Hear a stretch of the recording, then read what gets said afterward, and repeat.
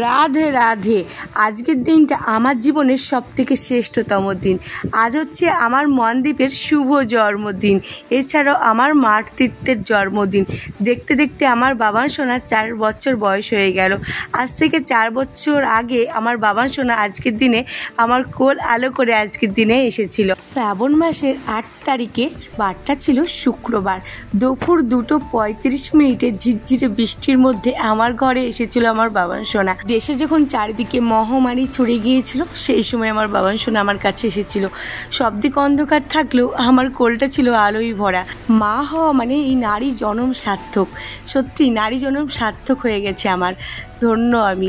হ্যাঁ, সব কথার ভিড়ে আমি জিজ্ঞাসা করাই হয়নি তোমরা কেমন আছো। তোমরা কি ভালো আছো? অবশ্যই আমাকে কমেন্টে জানিও। আমি ঈশ্বরের কৃপায় ভালোই আছি, আর তাছাড়াও তোমাদের ভালোবাসায়। আজকের দিনটা তো আমার কাছে একটা মধুময় দিন, একটা স্মৃতিবদ্ধ করে রাখার মতো দিন। তোমরা আশীর্বাদ করো আমার বাবান সোনাকে, যেন মানুষের মতো মানুষ হতে পারে, প্রকৃত মানুষ হয়, এটাই আশীর্বাদ করো। আমি চাই না আমার বাবান সোনা অনেক বড় ডাক্তার হোক বা ইঞ্জিনিয়ারিং হোক, আমি চাই আমার সন্তান যেন একটা মানুষের মতো মানুষ হয়। এইটুকুই আমার চাওয়া পাওয়া। আর ঘুম থেকে উঠেই আমি স্নান করে নিয়েছি। স্নান করে আগে আমার ভগবানের কাছে এসে ভগবানকে পূজা দিয়ে নিয়েছি। আর আজকে সারা দিনটা আমি ঘিয়ের প্রদীপ জ্বালিয়ে রাখবো আমার বাবান সোনার মঙ্গল কামনার জন্য। প্রত্যেক বছর এটাই করি। আর এই যে আমার পূজা দেওয়া হয়ে গেছে।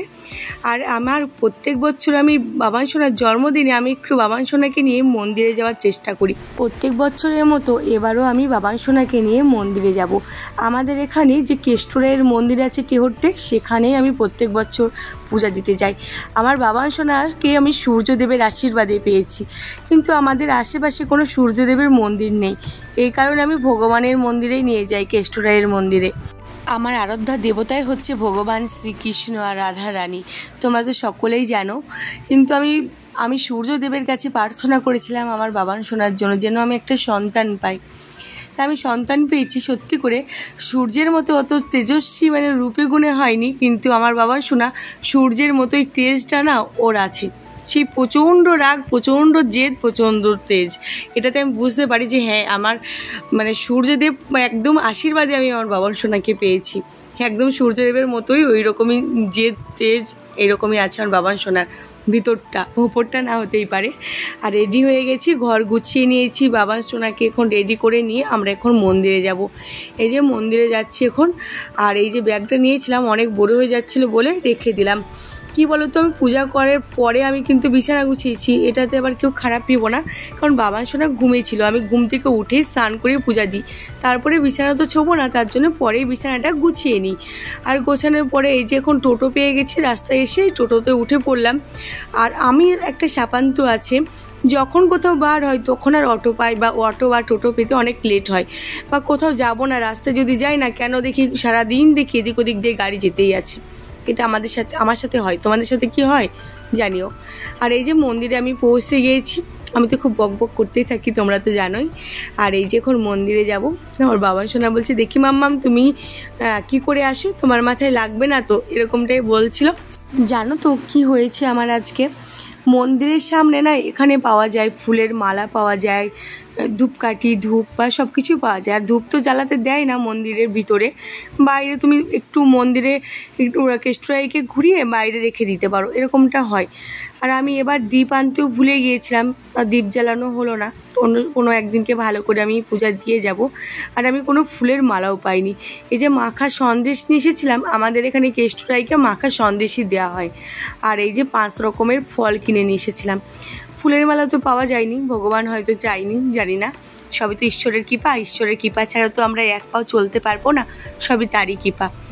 যাই হোক, অন্য কোনো একদিনকে ভালো করে পূজা দিয়ে যাওয়ার ইচ্ছা আছে, কারণ যেহেতু মালা পাই না, তারপরে ধূপ জ্বালাতে পারানো হলো না, মানে দীপ আনতেও ভুলে গেছি, সব রেখে চলে এসেছিলাম বাড়িতে, ভুলে গিয়েছি। এই যে মন্দিরে বাবা সোনা উঠছে, আমি বলছি বাবান সোনা প্রণাম করে ওঠো। আর আমার বাবান সোনা সবসময় সাষ্টাঙ্গে প্রণাম করে। পুরুষের কিন্তু এটাই মানে রীতি যে সাষ্টাঙ্গে প্রণাম করতে হয়। এই যে বাবান সোনা প্রণাম করছে। আর এই যে মন্দিরে এখন পূজা আবার হবে, বললো একটু টাইম লাগবে, না হলে অন্য সময় এমনি মিষ্টি যে দিয়ে আছে না সেই প্রসাদ করে দেয়, কিন্তু এখন পূজা হবে, আরতি হবে, তাই বললো একটুখানি বসেন, তাহলে আরতি দেখতে পাবেন। তাই ভাবলাম বাড়িতেই বা কী করব, এখানে একটু চুপ করে বসি, আমরা একটু আরতি দর্শন করব। তাই তোমার বাবার সোনাকে বলছি, পাপা এবার আরতি দর্শন করব, মাথায় ঘুমটা দিয়ে বউ সেজে বসি। মন্দিরে আসলে মন শরীর মনে হয় একটা পবিত্র ভাব লাগে। তোমাদের কীরকমটা হয়? আমার তো খুব এরকমটা হয়, মানে নিজেকেও একটা পবিত্র ভাব লাগে, এরকমটা লাগে। আর বাবান সোনা আমাকে বলছে, মাম্মা আমাকে একটু পয়সা দাও না, আমি এখানে দিব। তাই ওই যে বাবান সোনা দিয়ে দিয়েছে। আর এই যে পূজার জন্য আমরা এখন মানে বসে আছি, দেখি কখন পূজা হয়। ওই যে কেষ্টরাইকে তোমাদের দূর থেকে দেখালাম, ভিতরে যাইনি, ভিতরে মানে যাওয়ার এলাও নাই। আর এই যে এখানে দেখো সূর্যমুখী ফুল সব কুড়ি কুড়ি হয়েছে, এখনো ভালো মতো ফুটেনি, আবার ঝিরঝিরিয়ে এক ফোঁটা করে বৃষ্টি পড়ছে। বাবা শোনা বলছিল, মাম্মা বাড়ি চলো, মানে প্রচুর বৃষ্টি হবে এরকম বলছিল। বৃষ্টি হবে তাই কি হয়েছে, আমরা তো মন্দিরেই আছি বাবা, আমরা ভিজবো না এরকম বলছিলাম। দেখো বৃষ্টি পড়তে শুরু হয়ে গেছে। আর বাবা সোনা সকাল থেকে কিছু খায়নি, মন্দিরে আসবে বলে ও কিছুই মুখে দেয়নি আজকে। তাই এখানে এসে মানে পূজা আমরা তো সব দিয়ে দিয়েছি, তারপরে বললো একটা চিপস খাবো, একটা চিপস কিনে দাও। তা ওকে একটা চিপস কিনে দিয়েছিলাম, সেটা এখন খাচ্ছে। বাইরে না বৃষ্টি শুরু হয়ে গেল। বাবা সোনা বলছে আমরা আর বাড়ি যেতেই পারবো না, বাইরে বৃষ্টি হচ্ছে।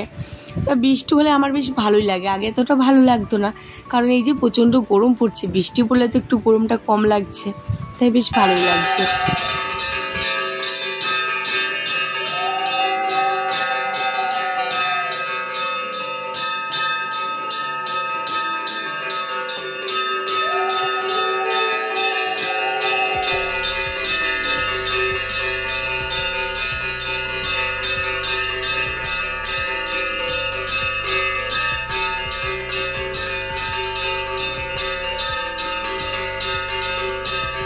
বেশ কিছুক্ষণ মন্দিরে এসেছি, সেই থেকে বসেই আছি, কারণ এইদিকে আবার প্রচণ্ড বৃষ্টি শুরু হয়ে গেছে, পূজা তো আগেই হয়ে গেছে।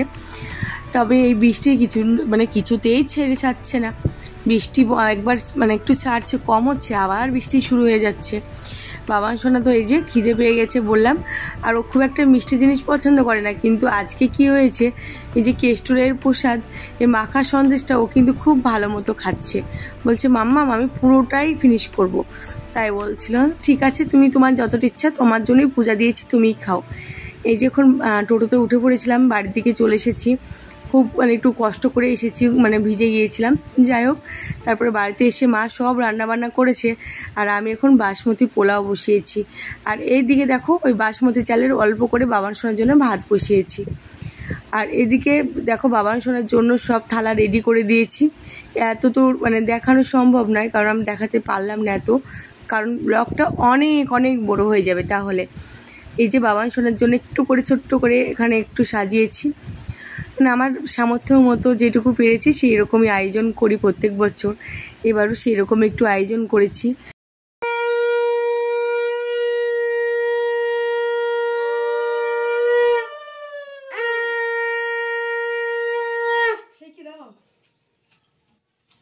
মাথা ছাড়া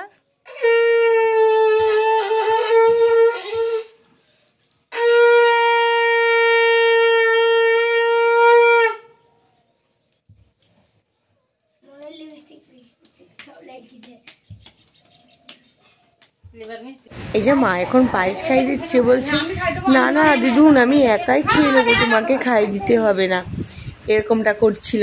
তবে একটু ভুলানোর পরে বললো ঠিক আছে দাও তাহলে, তখন না নিজের মানে তখন খেলো।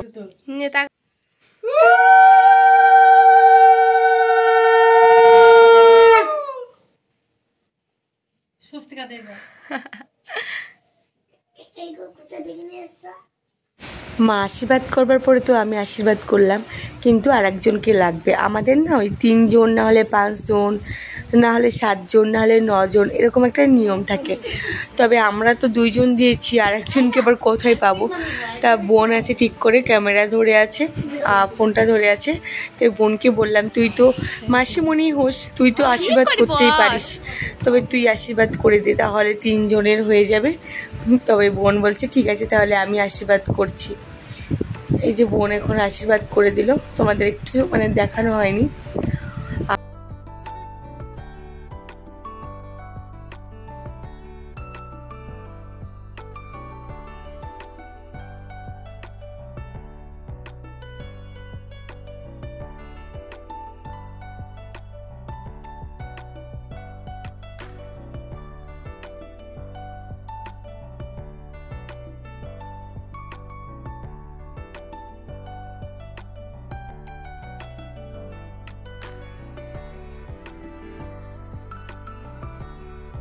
পরিপূর্ণ করে আমার মতো করে আমি সাজিয়ে দিই। কিন্তু বাবা সোনা কিছুই খায় না, ওই যে পোলাওটা একটু ভালোই বাসে, ওই পোলাওটা শুধুই খায়, তাও আবার অন্য কিছু নেয় না। ওই পোলাওটাই যে খাচ্ছিল, আর কাজু কিশমিশ খেতেও বেশি পছন্দ করে, সেগুলোই বেশি বেশি খাওয়া হয়ে গেল, বলছি আমার খাওয়া হয়ে গেছে।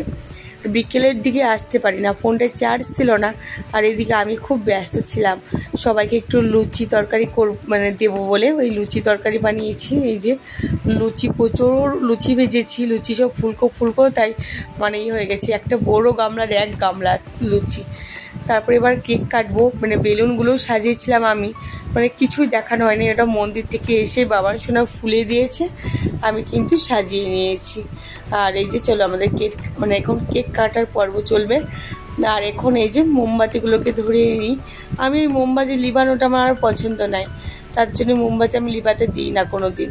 মোমবাতি জ্বলবে এটাই বেশ ভালো, জীবন কোনো দিন লিবে যাই গো, জীবন শুরুতে, জন্মদিন মানে তো জীবন শুরু। তা আমি ওই মোমবাতিগুলোকে জ্বালিয়ে দিই, লিভাই না, পাখার হাওয়াতে আপসে লিভিয়েই যাবে।